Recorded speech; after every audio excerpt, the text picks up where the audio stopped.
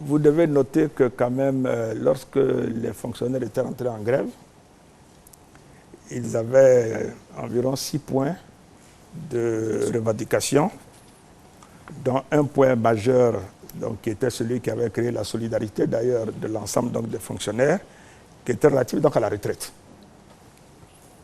Que sur les 6 points, nous en avons donc réglé 5. Lesquels, M. le Premier ministre? Nous nous sommes donc accordés en ce qui concerne donc, la retraite sur le fait que maintenant, lorsque un conjoint décède, donc le conjoint survivant bénéficie donc immédiatement donc, de la pension de retraite, sans avoir à attendre l'âge donc, de la retraite du conjoint qui est décédé. Nous nous sommes donc accordés pour que 12 mois donc, de salaire puissent être donc, payés donc, au conjoint donc, survivant donc, lorsque un conjoint donc, décède. Nous nous sommes également donc, accordés pour donc, reprendre, pour que les paiements des pensions qui étaient donc, indexés sur la moyenne donc, des 5 dernières années de travail, que cette pension donc, aujourd'hui prenne en compte la dernière année de travail, ce qui est donc un montant donc, plus élevé. Nous nous sommes accordés là-dessus. Ils avaient également demandé que pour une certaine catégorie de fonctionnaires, on puisse accorder 150 points d'indice. Donc, nous avons discuté et nous nous sommes accordés donc, pour que pour certaines catégories, on ait 150 points d'indice et pour d'autres 100 points d'indice.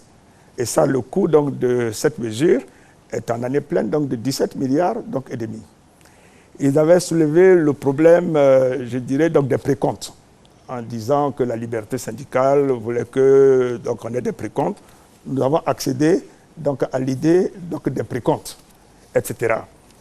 Le seul point sur lequel donc, nous ne sommes pas entendus a été celui, donc, je dirais, de stock des arriérés. Bon.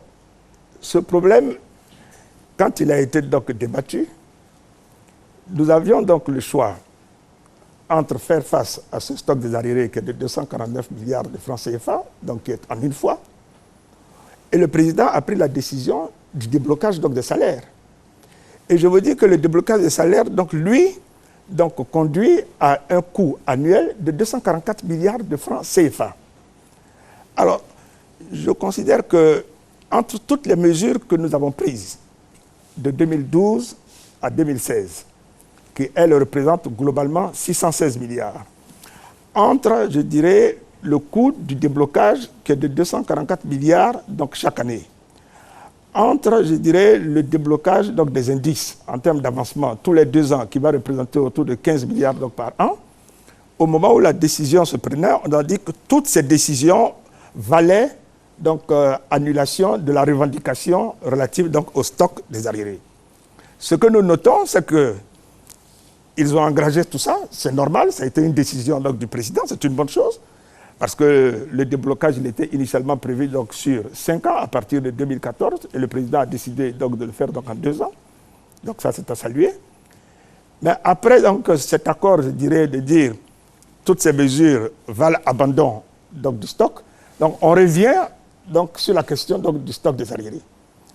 Moi, je considère qu'il faut aujourd'hui, dans l'environnement donc, qui est le nôtre, que les syndicats donc, comprennent que ce n'est pas au moment où donc, nos braves paysans donc, subissent la baisse donc, de leur prix, donc de 1100 francs donc, à 700. Donc ils doivent continuer donc, de s'arc-bouter sur donc, cette question. Je voulais les inviter d'ailleurs à l'union, parce que les grèves que l'on sent ici et là sont en fait des éléments de division donc, à leur sein. Nous sommes prêts à poursuivre donc, le dialogue, parce que c'est ce que le président de la République nous a demandé, nous poursuivons donc, le dialogue. Mais nous devons poursuivre donc, ce dialogue en tenant compte de la réalité donc, économique aujourd'hui. Et les décisions de 2014 sur le déblocage des salaires, il y a une attestation du gouvernement qui montre que cette décision a été prise avec en parallèle l'abandon de la revendication sur le stock en ce qui concerne donc, les arriérés.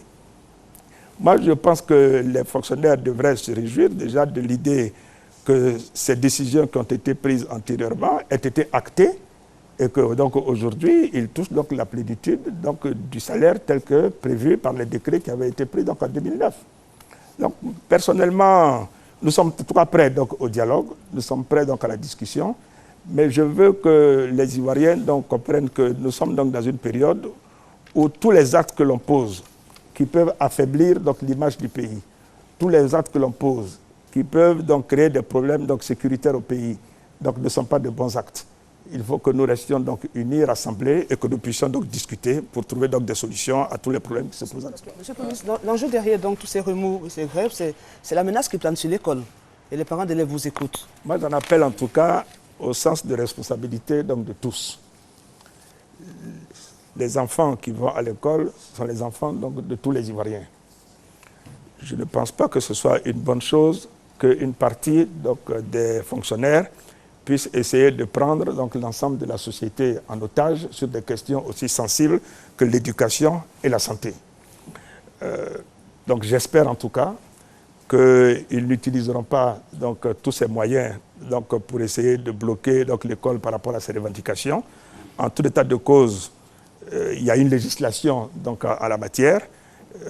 Donc la législation donc, à la matière s'appliquera, mais je pense que nous n'en arrivons pas là. Je ne pense pas que nous allons arriver donc, à un débordement. J'ai décidé de les recevoir donc, à nouveau donc, pour continuer donc, à discuter avec eux et je suis persuadé que nous arriverons donc à une entente raisonnable et qu'ils comprendront que dans le contexte qui est le nôtre, c'est une revendication qu'il faut donc abandonner.